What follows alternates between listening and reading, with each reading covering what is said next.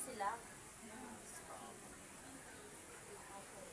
Sabi niya, pati daw sa kaya wala silang pasok.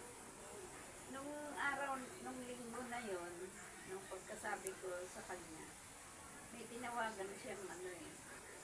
May tinawagan siya. Agatas ba? Oo, wala doon yung dapat niyang makausap. Yung parang head yata doon. Eh siguro, tatanungin mo kung Baka natampo ka naman. Tapos sabi nila, okay, mahirap yan kasi baka hindi align yung tinapos ni ate sa applyan niya. Eh, syempre, pag senior high grad, kahit anong trabaho, papatusin mo yun eh. kaya nga, gusto siya makausap. Para mas maganda kung magkakausap sila. Para kung ano yung Ano bang account nun, Nay? Anong pangalan sa FB nun?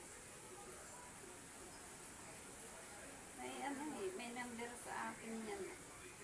Para kung ano, pwede silang mag-usap ng ano, tapos sila na rin mag-set kung kailan sila mag-usap ng personal. Para natatanungan din ni ate. Alam na ko. Nakakuha pa yung ano. Ano bang ano ni Nay? Saan kayo nag... Ano yung cellphone number lang, Nay? Siyempre, sayang din yun.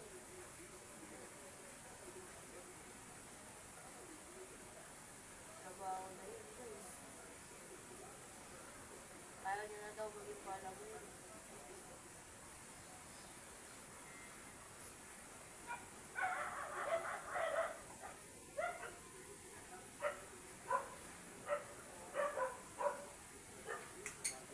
Sabi pa naman ay ni ate, ano, naghahanap pa na sila